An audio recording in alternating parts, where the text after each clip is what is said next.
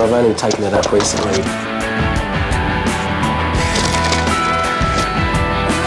It's got a sealed radio system as well, which is how. It's got the overflow tank up there. Righto. Now that should do it.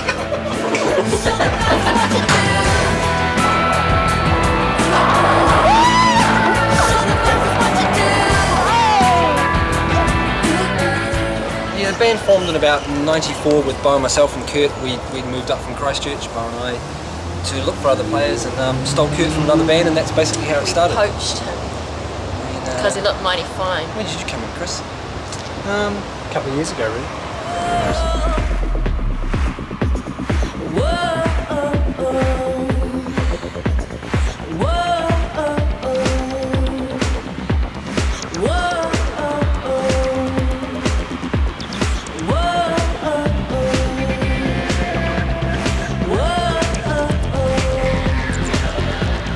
Keep it in this chord structure, because if you do those overhanging notes, I can't pitch my thing.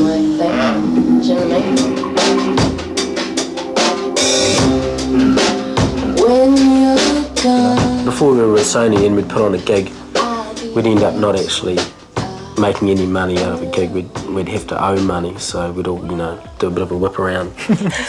Straight the after head we out. plays, we've got to pay the lighting guy and we've got to pay the sound guy, and we haven't made enough through the door. That's just normal. Yeah, That happens all the time. And the only thing changed for us is the fact that because we've had good response from songs in the chart and people hear them on the radio, and we've got a very good management team, that they can easily get people onto gigs now. They've got an interest in you, they know who you are, and instead of getting 60 people, you get 600 people.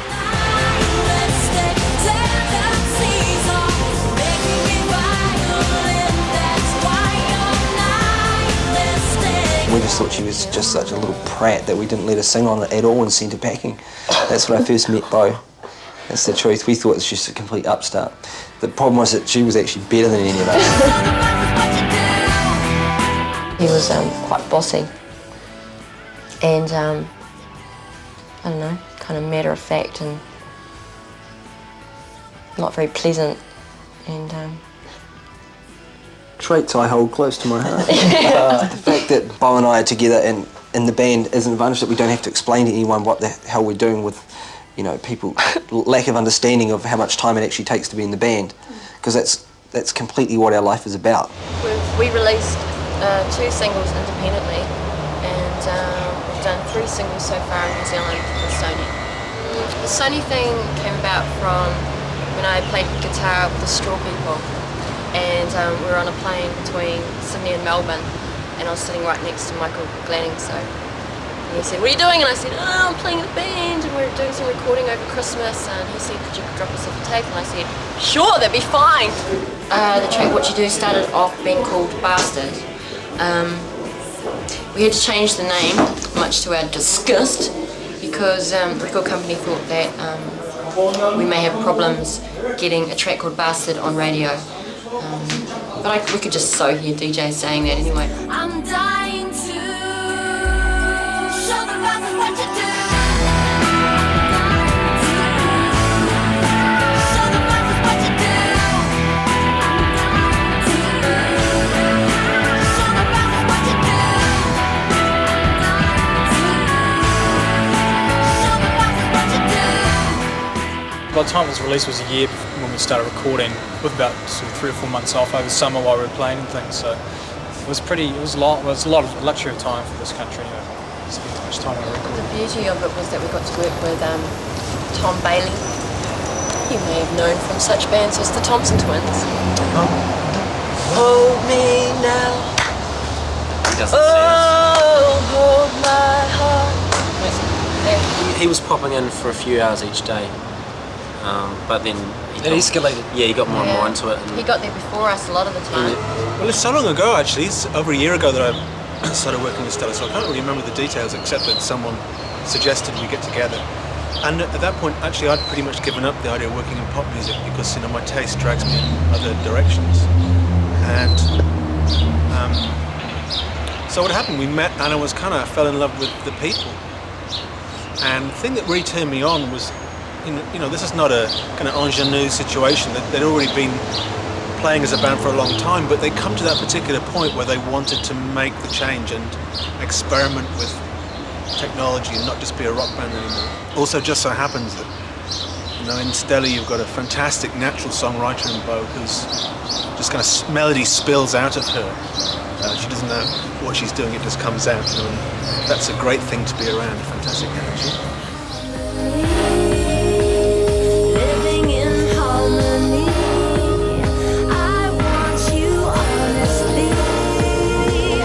Living in spite of me. Whoa. The Violence is a song which took a hell of a long time to get right. We spent sort of probably a month on it, trying different construction, different arrangements, and kind of went down a very little Donna Summer disco approach for a while, which in hindsight you go back a few days later and realise it sounded crap, so kind of pushed it away, eventually the way it got to now, but it took weeks. Making me violent, that's why you're nihilistic.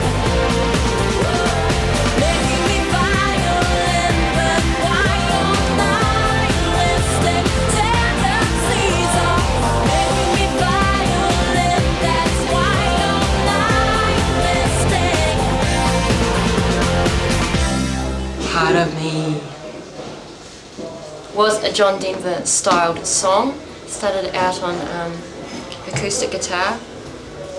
Had a bit of a key change. It sounds so much better now. Sounded like a load of ass before. The strength of my conviction will recognize my soul. Part of me will know. Part of me will know. Stop me in a street. So we have this great record, and more than that, we have a great band of committed players, brilliant musicians, very interesting and creative people. That's all the ingredients you need. I think fame and success are very different things.